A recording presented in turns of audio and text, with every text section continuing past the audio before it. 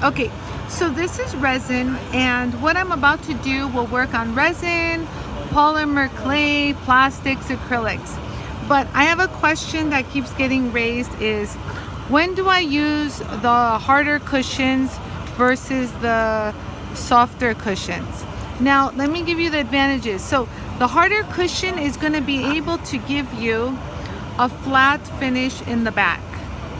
You see that? Flat, dead flat, beautiful. And let's say I want to clean up all these lumps and bumps right here on this resin piece. Do you guys see that? Right there. You want to take a picture, Yarrow?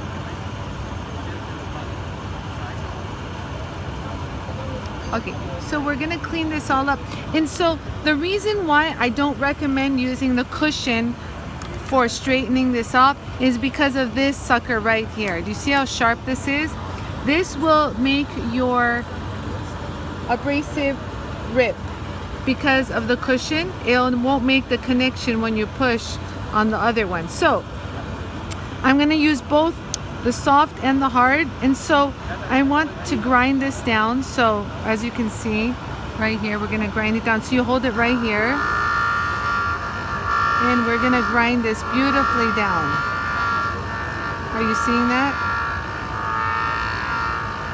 So right here, and I have a 9 micron, and it's like so even and beautiful. Do you see that? But you still don't want a super sharp tip ever, because the sharp tip can always snap and break. It's never a good idea to have that sharp of a tip at any given moment on anything. So now I'm just gonna kind of blend it in with the rest, and that's it. It's just really easy. It's very like, it's got a real dip right there. I don't know if you can see it, but now, we smoothed it over. Yeah.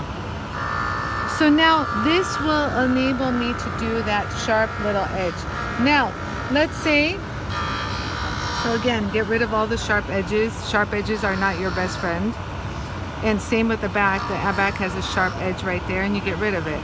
Okay, so now, let's say I want to smooth kind of this domed area. So this was hard cushion.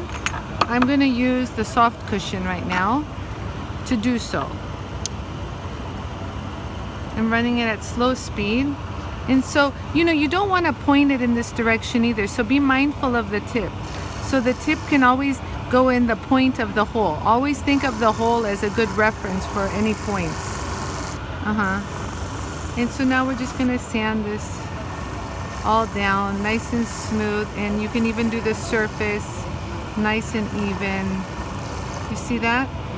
So now if there was any lumps or bumps, you just connected it to everything else, and there, you're done. Yeah. So from here you can go straight to a polish. Oh, I should have planned that. Hold on. So I'll get one that says compound, not this one. Oh, there it is. Oh wow, it's all the way back here. No wonder. So this has some compound on it. As you can see, it says compound. So now I'm going to run this at full speed and we're going to use my compound. Try to use the clean spot to it. There you go.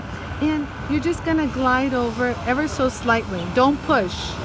You want to make full contact, but don't push, and already you have that high polish. Yes.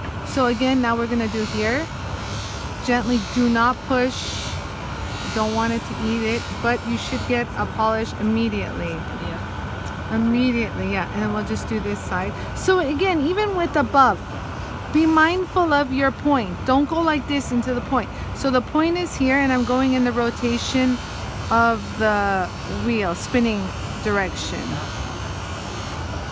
And again, I can go in this direction, get that back side out, and there, that should do it. One more shot across, and there you go. Beautifully finished piece of resin, and it's even. Like, look at how the light reflects that. So that's super clean.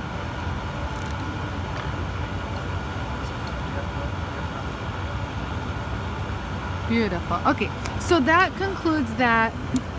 And again, I know I didn't recap and tell you about the flat side, But the flat side's really easy for this. You just hold it literally flat and hold it just directly flat up against the wheel.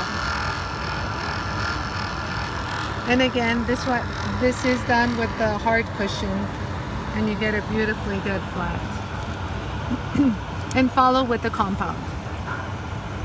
Alright guys, that was resin polishing on the JOOLTOOL. If you have any questions, just comment below and I'll answer. Thanks for watching.